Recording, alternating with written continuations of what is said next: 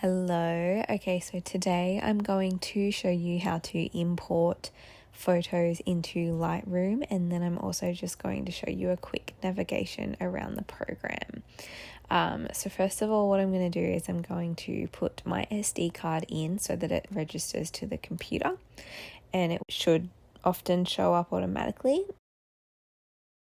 Click include subfolders so that it shows you all of the photos from your SD card. So while they load, I'm about to click a button on the right near develop settings. I'm going to change it to none. That's so that they import totally raw with nothing done to them. You can check all or you can uncheck all, and then you can go and select the photos that you want.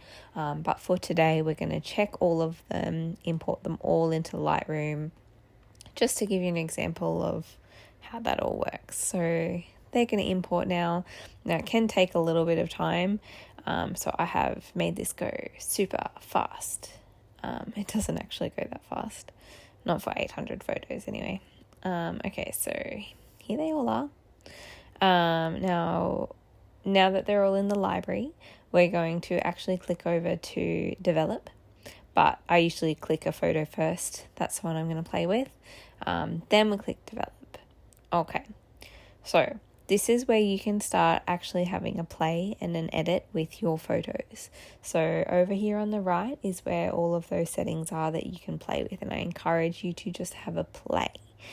So you can do exposure, contrast, highlight, shadows, whites, blacks, even things like the texture and the clarity, just absolutely everything that you can think of. Just have a play with it, just so you can see what happens. So when I took this photo, the intention was for it to be a more silhouette shot. So I want the subject to be dark and the background to be bright. But I'm just going to have a go and play around with the settings so you can kind of see some of the difference to what things do. Obviously this one's not super colorful, but you can always change the saturation as well.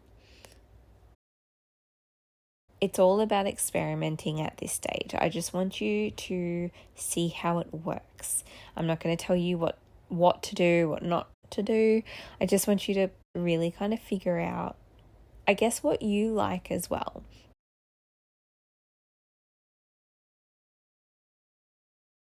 Alright, color grading's really fun. I don't typically use it on photo shoots in the studio, but I do really love that you can manipulate the colors of just the shadows or just the highlights. And then we have our details, so you can try to make images a little bit more crisp and really sharp.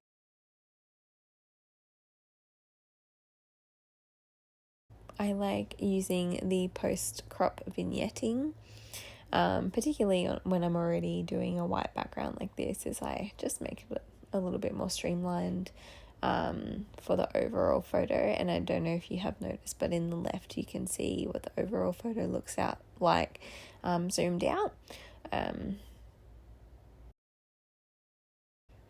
And cropping, I love the cropping feature in Lightroom because it shows you the different aspect ratios, so that if you were going to crop it, say if we were going to use the 2:3 crop, you can still see how someone might crop it when it's 4:5, which is helpful if you're selling photos to people. Like if I crop my photos in a 2:3, but I know that I offer a 4:5 crop, at least I can still see how it's going to be cropped or what they can crop it as. The Lightroom masks are super fun. I love them. They are AI generated, but I love that you can select the mask and it just detects the background for you. And then if you hover over the mask, it will show you what it is, or you can just start changing the settings. And look at that, that's so cool.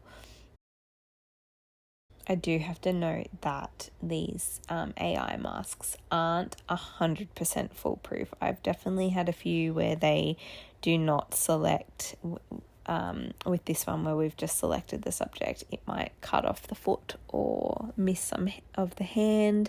So you can definitely add it back in manually, but just to keep in mind that you can't just select it and think it's ready to go and make changes based on that. And then you can always press reset.